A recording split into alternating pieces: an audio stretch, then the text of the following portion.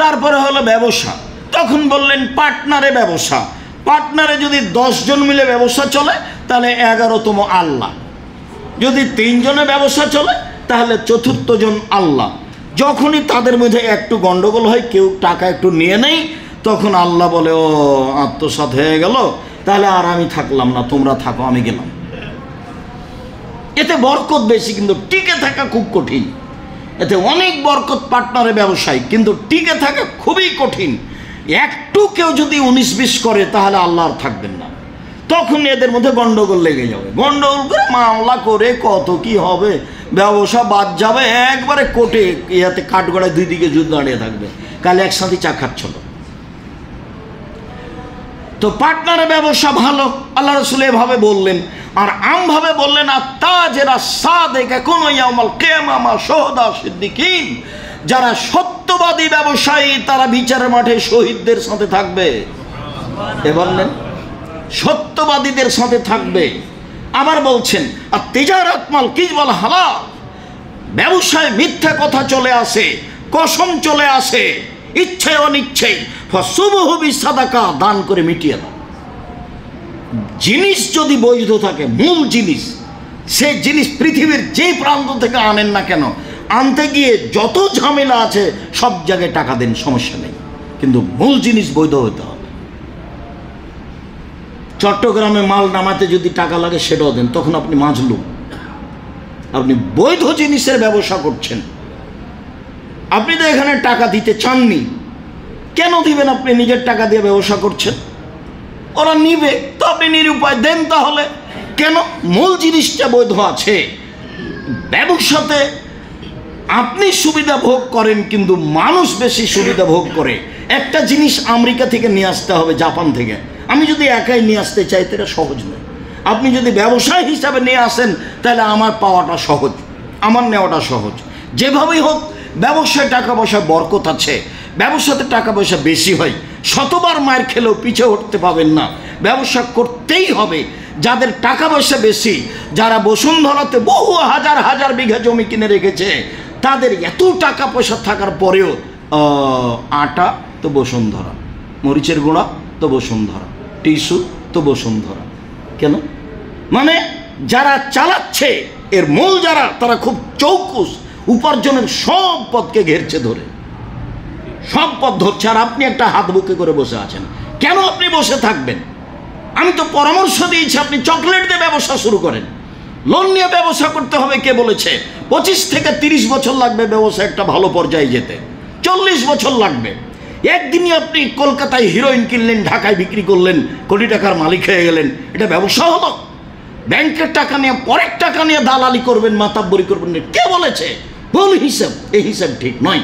আপনি মনে কিছু নিয়েন না, আপনি আমার দিনী ভাই, আপনি আমার দিনী বোন, আপনি ব্যবসা করেন, ব্যবসায় করতে হবে।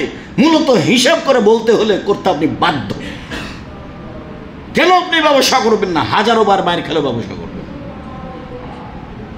ব্যবসায় সবচেয়ে উপার্জনের ভালো পথ। বলছিলাম সম্মানিত দিনী ভাই বোন, জাকাত দিই তাহলে ভালো ফল। এবার যদি জাকাত না দিই তাহলে কি হবে? ফরজ মনে করেও দিলাম না, জাকাত নেকির জন্য দিলাম না, তাহলে কি হবে? তাহলে সরকারিভাবে যদি নিয়ম থাকে তাহলে আপনার হাতে রশি দিয়ে খুঁটির সাথে বেঁধে পিটিয়ে হিসাব করে টাকা নিয়ে চলে যাও, সেটা জায়েজ।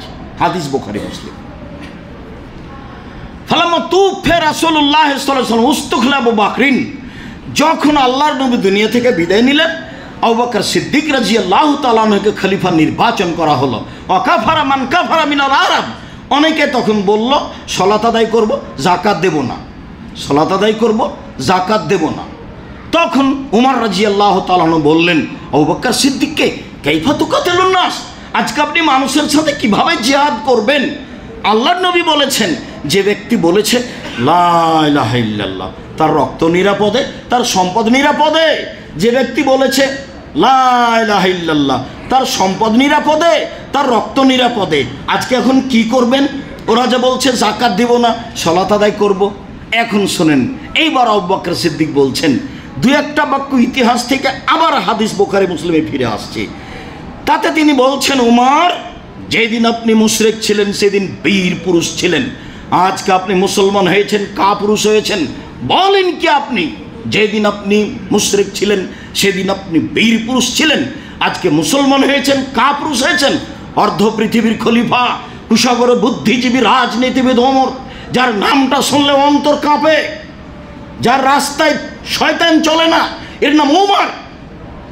মানুষ নাম শুনলে, মানুষের নামটা নিলে মানুষের অন্তর কাঁপে। তার নাম ওমর। যার রাস্তা দিয়ে শয়তান চলতে পারে না, হাঁটতে পারে না, তার নাম ওমর।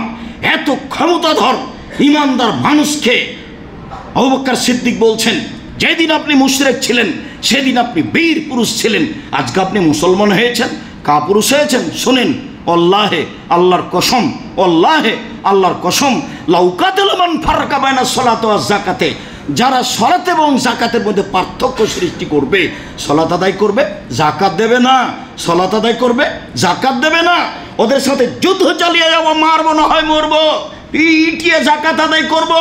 আল্লাহে, আল্লাহর কসম, আল্লাহে, আল্লাহর কসম, লাউ মানাউনি আনাকান কানু ইয়াদুনা রাসূলুল্লাহ সাল্লাল্লাহু আলাইহি ওয়াসাল্লাম লা কাতালতুহুম মানিহা। আরে যাকাত তো বহু দূরের কথা, রাসূলের যুগে জনগণ ধান ওসর দিতে এসে ধানও দিয়েছে, বস্তাও দিয়েছে। রাসূলের যুগে গরু যাকাত দিতে এসে গরুও দিয়েছে, রশিও দিয়েছে। রাসূলের যুগে ধান ওসর দিতে এসে ধানও দিয়েছে, বস্তাও দিয়েছে। রাসূলের যুগে যাকাত গরু দিতে এসে গরুও দিয়েছে, রশিও দিয়েছে। আমি আবু বকর সিদ্দিক বলছি, ধান তো দূরের কথা, গরু তো দূরের কথা, বস্তা এবং রশির জন্য পিটিয়ে তাদের সাথে যুদ্ধ করে আদায় করব রশি ও বস্তা, পিটিয়ে আদায় করব রশি, পিটিয়ে আদায় করব বস্তা। বলো কি রাসূলের নিয়মের সরিষা কমাবেশ হবে না? আমি আবু বকর সিদ্দিক বলছি, হাদিস বুখারী মুসলিম। পিটিয়ে রশি আদায় করবেন, নেন এবার মরবো না হয় মারবো, পিটিয়ে রশি আদায় করবো, পিটিয়ে বস্তা আদায় করব। এবার কি হলো তাহলে? হাদিস তো বুখারী মুসলিম।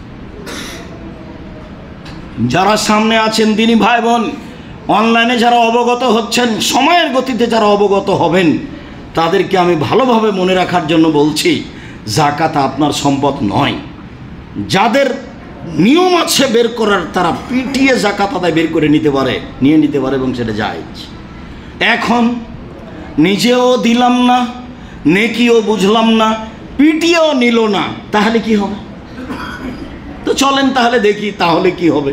আল্লাহ তাআলা বলছেন, আল্লাযীনা ইয়াকনিযুনা যাহাবা ওয়াল ফিদ্দা ওয়া লা ইউনফিকুনাহা ফি সাবিলিল্লাহ ফাবাশশিরহুম বিআযাবিন আলীম। মুহাম্মদ সাল্লাল্লাহু আলাইহি সাল্লাম, যারা স্বর্ণ চাঁদি অর্থ সম্পদ সঞ্চয় করে রাখে, যাকাত দেয় না, আপনি তাদের কঠিন শাস্তির ঘোষণা দিয়ে দেন।